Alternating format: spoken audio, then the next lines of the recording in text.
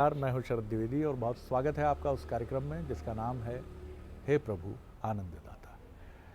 और आज इस कार्यक्रम में हम एक और विषय पर चर्चा करने जा रहे हैं, हमेशा की तरह, प्रतिदिन की तरह।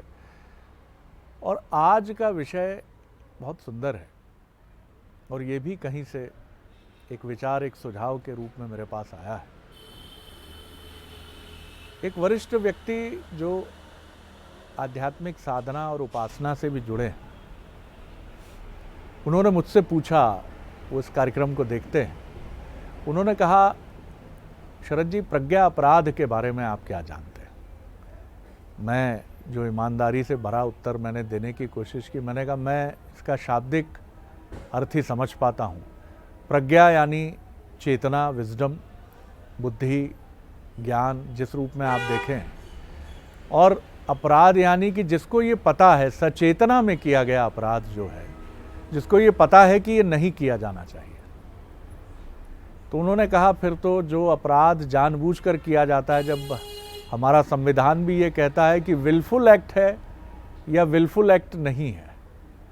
अगर आपने कोई ऐसा कार्य कारित किया है, ये संविधान कहता है, कॉन्स्टिट्यूशन कहता है कि ये आरोपी का, एक्यूज्ड का विलफुल एक्ट नहीं था, वो मारना नहीं चाह रहा था, उसने तमाचा मारा यद्यपि बहस के बाद, लेकिन उसे ये भान नहीं था कि एक तमाचे में इतनी सांघातिक फैटल चोट दूसरे व्यक्ति को लगेगी जो उसके लिए प्राणों का संकट खड़ा कर देगी। इसलिए this is not a wilful act. और अगर ये विलफुल एक्ट है और दूसरी तरफ का वकील इसी को प्रमाणित करता है कि मिलॉर्ड, ये जानबूझकर किया गया हमला था और आरोपी ने बहुत सुनियोजित तरीके से ये जानते हुए कि हृदय रोगी है व्यक्ति, उसको पहले नाराज किया, दुखी किया और उसके फिर सीने पर प्रहार किया, तो क्या कोई ऐसा विधान भी है जहां जानबूझकर किया गया अपराध बहुत बड़ा अपराध होता है, ये बड़ा नुकसान करता है? क्योंकि बचपन में भी हम बड़े निर्दोष प्रश्न करते थे, जब जाने अनजाने में चींटे चींटियों पर पैर पड़ जाता था, भैया हमने जानबूझकर नहीं किया। और कई बार ऐसा भी होता था कि उन लोगों पर आरोपण होता था जो जानबूझकर जीव हत्या करते हैं, कहा गया साहब ये जानबूझकर कर रहे हैं, दंड मिलेगा। प्रश्न जटिल भी है, कठिन भी है और कुछ लोग कह सकते हैं सरल भी है।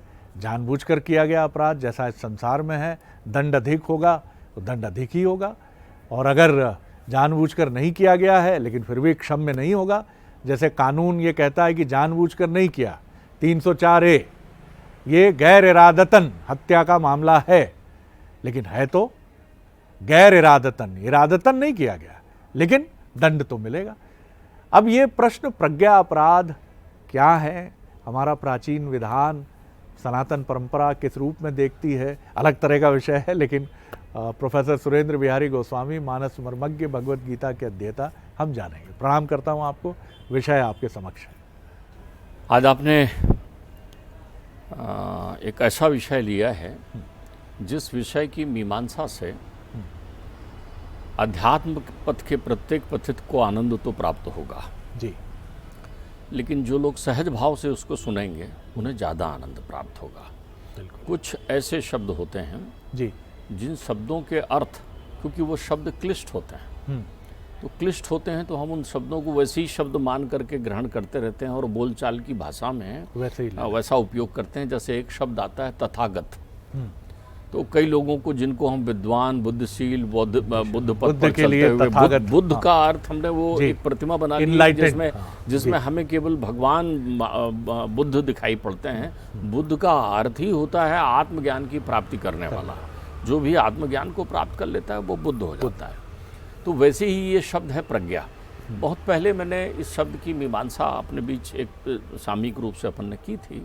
इसको थोड़ा और आप सुस्पष्ट करके समझें कि प्रज्ञा बुद्धि की ही एक आवर्तन प्रक्रिया का नाम है, एक स्थिति का नाम है। जो बुद्धि जब गम्य होती है, बुद्धि हमेशा ऊर्ध्वगामी होती है, मन अधोगामी होता है। बुद्धि, देखिए, अधोगामी अगर बुद्धि नहीं है तो वहाँ बुद्धि है ही नहीं, उसको हम कहते हैं कुबुद्धि, उसको हम कहते हैं कुबुद्धि या अविद्या।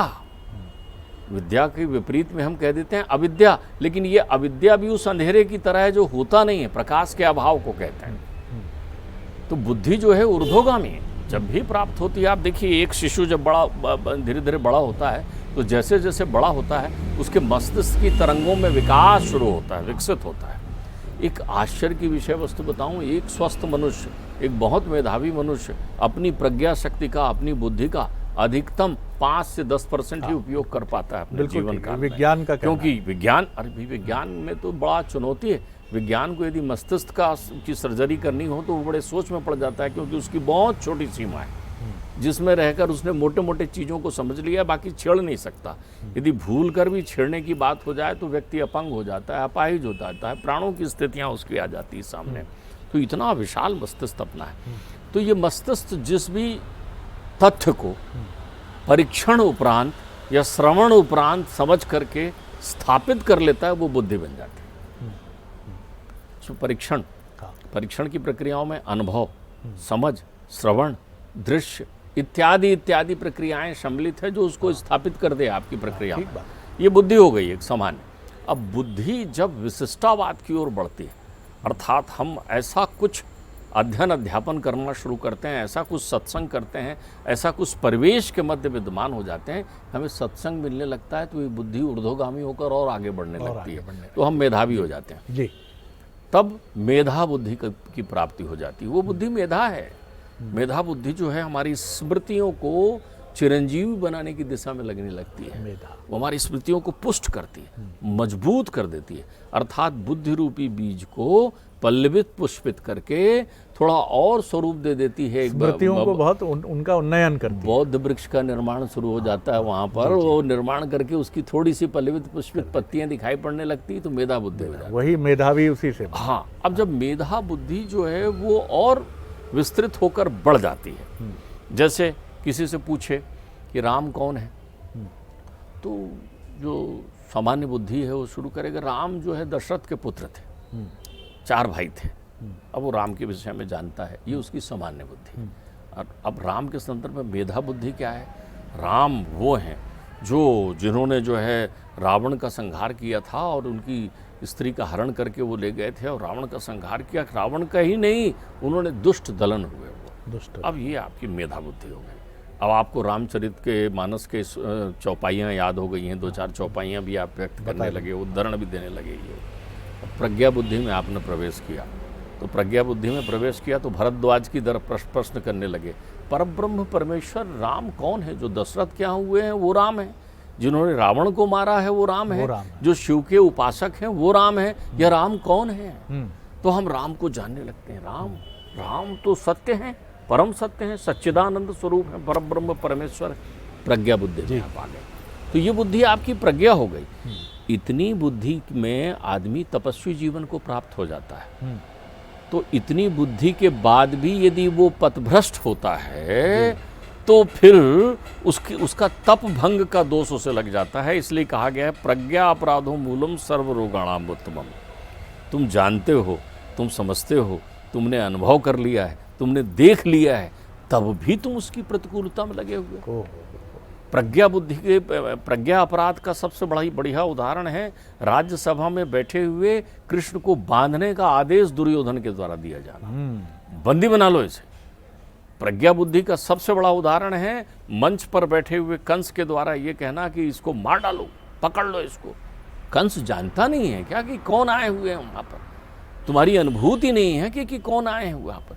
जो एक अमिट लकीर को मिटाने, छुपाने या खंडित करने का प्रयत्न करता है, वो प्रज्ञा अपराधी हो जाता है। अमिट लकीर किसकी?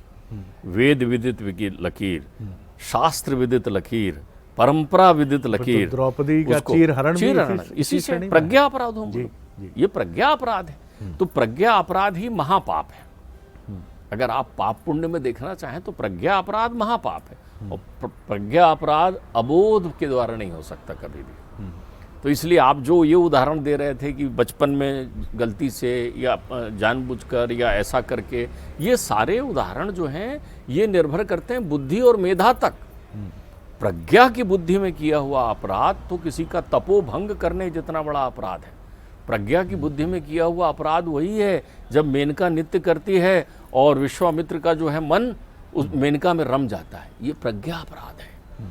प्रज्ञा अपराध वो है जब चक्रवर्ती सम्राट भरत जो हैं वो ध्यान धारणा और समाधि में लगे हैं गंडकी नदी के तट पर, और एक मृगा का बच्चा बहता हुआ कहीं आता है और वो मृग के लालन पालन में लग जाते हैं, फिर पूजा पाठ छोड़ देते हैं, अर्थात अपनी अध्यात्म चिंतन की अवस्था को भंग कर देते हैं। ये प्रज्ञा अपराध है। प्रज्ञा अपराध वो है जो आप जानते हैं कि जीवन प्रतिक्षण चल रहा है और अब मैं वृद्धावस्था की ओर बढ़ गया, मैं प्रौढ़ावस्था को पार कर गया और मैं यहाँ पहुँच रहा हूँ, उस ऊंचाई पर आ गया, तब भी आसक्ति की दौड़ में धृतराष्ट्र की तरह बंधे हुए भीम के हाथ से लड्डू खाते रहते हैं जो लोग, वो प्रज्ञा अपराध है। प्रज्ञा अपराध मूल रूप से आसक्ति का वानप्रस्थी जीवन के पहले तिरोहित नहीं करना प्रज्ञा अपराध है। जी जी जी। तो उसमें हम सब सहभागी हैं। जो संसार को छोड़ जाना है जानते हैं, बच्चे बड़े हो गए हैं, जिम्मेदारी दीजिए, मुक्त होइए उससे, क्यों बंधे हुए हैं? तो रोज आप प्रज्ञा अपराधी हो रहे हैं, रोज ये सोच रहे हैं। बहुत सारे लोग तो इस रूप में भी सोचते रहते हैं, इसको सबक सिखाना है, अब जरा इसको दिखाना है, अब जरा उसको बताना है। किसको सबक सिखाना है? सही, किसको बताना है? किसको दिखाना है? तो आप प्रज्ञा अपराधी हैं। तो पहले ये तय कर लीजिए कि क्या आप प्रज्ञावान हो गए। प्रज्ञावान की कोई अवस्था उम्र के सोपान में नहीं होती। प्रज्ञावान तो विवेकानंद हो गए थे, प्रज्ञावान तो आचार्य शंकर हो गए थे, प्रज्ञावान तो ध्रुव हो गए थे, प्रज्ञावान तो प्रहलाद हो गए थे, प्रज्ञावान तो शबरी हो गई थी। क्या आप प्रज्ञावान हुए? प्रज्ञावान बुद्ध हो गए, प्रज्ञावान महावीर हो गए। बड़ा सहज प्रश्न मन में आया है, क्या जो प्रज्ञावान है वही प्रज्ञा अपराधी हो सकता है? देखिए, प्रज्ञावान वही है जिसने ज्ञान को विवेक में परिणत करने के बाद उत्कर्ष को प्राप्त कर लिया है, जो मुमुक्षु हो चुका है, जो ये जानता है कि ये शरीर जो है नश्वर काया है और इस शरीर के द्वारा मैं सत्कर्म करूं, यही जीवन का सार है। जो बोल चाल में बोलते रहता, अरे साहब कुछ नहीं जाएगा, साथ में ना घर, ये ना घोड़ा, ना ये गाड़ी, ये सब कुछ अकेले जाना है। सजन रे झूठ मत बोलो, खुदा के पास जाना, पिया के पास जाना है जी। न हाथी है न घोड़ा है, वहाँ पैदल ही जाना है। बस आपने इस गीत के शब्दों को आप अपने अंतर्चित्त में रमा लिया कि प्रियतम वहाँ बैठा हुआ है जिसके पास जाना है। तो आप अपने जीवन में जैसे जैसे छोड़ने का क्रम शुरू कर देते हैं, वैसे वैसे प्रज्ञावान होने लगते हैं। जी जी। क्या इसको हम इस रूप में भी समझें कि वाल्मीकि जी की कथा ही थी संभवतः वो, कि उनसे जब किसी साधु ने पूछा कि ये डकैती का ये जो कर्म आप करते हैं, कि कभी आपने अपनी स्त्री से पूछा है कि आपके इस तथाकथित कर्म में क्या वो सहभागी हैं? उन्होंने कहा क्यों नहीं होगी, मैं जाके पूछता हूँ। जब ये कर किसके लिए रहा हूँ, उन्हीं के तो बच्चों के लिए, परिवार के भरण पोषण के लिए ही तो है ये। तो कहते हैं पूछ कर आइए। तो वो जाते हैं, कहते हैं मैं जो डकैती कर रहा हूँ, एक साधु कहता है कि इसका अशुभ कर्म है और इसका परिणाम दुष्परिणाम मुझे इस जगत में और ऊपर भुगतना होगा, तो तुम मेरी सहभागिनी हो? उन्होंने कहा नहीं स्वामी, कर्म तो आपका है, क्योंकि ये आपको परिवार का भरण पोषण करना है, तो आपका कर्म है परिवार को पालना, लेकिन आपके किसी भी तथाकथित अशुभ कर्म में मेरी उसमें कैसी सहभागिता सुनिश्चित होगी? देखिए, लेकिन जब वो एनलाइटेंड होते हैं तो क्या वो प्रज्ञा अपराधी होंगे? उसके पहले नहीं है। देखिए, वाल्मीकि के उदाहरण में वाल्मीकि के ज्ञान चक्षु खुलते हैं। हाँ बिल्कुल, प्रज्ञा नहीं हुए, प्रज्ञा नहीं हुए, हाँ, ज्ञान चक्षु खुले हैं उनके। उनको आत्मा उस संबंधों में आसक्ति की अनुभूति होती है कि ये आसक्ति है मेरी। लेकिन जैसे ही वाल्मीकि मरा मरा मरा मरा बोलते बोलते राम राम बोल करके रामानुभूति करने लगते हैं, वैसी प्रज्ञावान। देखिए, इसकी अनुभूति तो आपको कितनी बार होती है। आपको तो कहीं भी अनुभूति हो जाती है कि जीवन नश्वर है, आपको कहीं भी अनुभूति हो जाती है कि वो स्वार्थी है, लेकिन आप आजमाने की कोशिश करते रहते हैं ना, ज्ञान चक्षु नहीं खुलते। जब तक ज्ञान चक्षु नहीं खुलेंगे आपके, अर्थात विवेक जागृत नहीं होगा, तब तक आपको प्रज्ञा के दर्शन नहीं होंगे। लेकिन प्रज्ञा के यदि दर्शन आपको हो गए हैं तो फिर आप तपस्वी हो गए, फिर आपका जीवन जो है जल में कमल के पत्ते की तरह हो जाएगा प्रज्ञावान का। तो इसलिए जो बोलचाल में आप कह रहे हैं कि अपराध जानबूझकर किया जाए, वो कपट है, वो कपट है। वो कहीं ना कहीं आपके अंतर्चित्त में मिथ्यावर्णन का प्रभाव है, वो कहीं ना कहीं आपके अंतर्चित्त में कुसंगति का प्रभाव है, और ये सब प्रज्ञावान व्यक्ति से नहीं हो सकता। ये प्रज्ञा अपराधों मूलम सर्व रोगाणाम उत्तमम जो कहा गया है कि सारे रोगों की जड़ ये प्रज्ञा का अपराध होना है, वो उस स्तर पर कहा गया है जब व्यक्ति उस तपस्वी जीवन को प्राप्त कर ले। तो ये तो हमारे स्वार्थपरक दृष्टिकोण, हम अंधे हैं। आप ध्यान रखिए, हमारे नेत्र, मैंने एक तुलसी ने बड़े सुंदर रूप से वेद की परिभाषा करते हुए सारे नेत्रों को परिभाषित किया है। अज्ञ, अकोविद, अंध, अभागी और काई विषय मुकुर मन लागी। मन की आंखों में भी आपने वो जमा कर लिया है। तो आप चूंकि अंतर यात्रा प्रारंभ नहीं करेंगे तब तक आप प्रज्ञावान नहीं होंगे। लेकिन अगर आपने अंतर यात्रा प्रारंभ कर दी तो आप ये मान लीजिए फिर प्रज्ञा अपराध आपसे तभी होगा जब आपके जन्म जन्मांतर के कर्म जो क्रिमाण के अतिरिक्त संचित प्रारब्ध में हैं और उसमें फलश्रुति तय है, तब आपसे प्रज्ञा अपराध होगा, जैसे महाराज भरत से हुआ था। बिल्कुल ठीक बात है। और ये शब्द जो आप निरंतर सुनते हैं इस आख्यान में, क्रियमाण संचित प्रारब्ध, ये आते हैं अद्भुत पुस्तक जो विश्व की है, किसी धर्म की नहीं है, भगवत गीता। क्रियमाण संचित प्रारब्ध, ये कर्मों की फलादेश की जो एक तथ्यात्मक विवरण आप कह लीजिए, तो पढ़िए कभी उसको। तो ये शब्द शायद उतने आपको, जिन लोगों, मैं सबके लिए नहीं कह रहा हूँ, कुछ मेरे जैसे अज्ञानी हो सकते हैं, युवा पीढ़ी के भी कुछ सदस्य हो सकते हैं। नहीं, युवा पीढ़ी के लिए तो एक ही सूत्र है जी। युवा पीढ़ी के लिए केवल इतना सूत्र है कि आपको अपने प्रत्येक कर्म का फल भोगना पड़ेगा। देखिए, आप अपने भोग के जी एक पाकशाला है, कर्म एक पाकशाला है। कर्म को रसोई घर मान लीजिए आप, कर्म एक रसोई घर है। हाँ। जिसमें आपको अपने फल ही खाने को मिलते हैं। अब उसमें फल 3 प्रकार के हो जाते हैं, एक कल के, एक आज के, एक कल के। आप कौन सा खाना पसंद करते हैं? आपका कल का कर्म कैसा है, कल की रसोई कैसी हो, आज आपको खाना पड़ेगा। अद्भुत है। एक आज की रसोई है तो आज खाना पड़ेगा, और एक कल की रसोई है तो कल खाना पड़ेगा। सहज रूप से आपने तो पका आप रहे हो। जटिल दर्शन को समझा दिया। बहुत सुंदर बात, बहुत सुंदर बात। तो वाह। इसलिए आज के युवा को ये ध्यान रखना पड़ेगा कि आप ही मिट जाएंगे कर कर खोटे काम। अंग्रेजी में जो कहते हैं ना, वेट एंड सी। आपको बहुत सारे ऐसे लोग मिलेंगे जो बड़े उछलते आनंद में और सारी जिंदगी, वो तो एक नया सूत्र निकल गया है आजकल, गीत निकल गए हैं, ये मेरी जिंदगी है, मैं अपने ढंग से जीऊंगा। अरे तो भैया जिंदगी छुड़ा तो ले, पहले वो गिरवी पड़ी हुई है जन्म जन्मांतर से। तेरी है किसने कहा?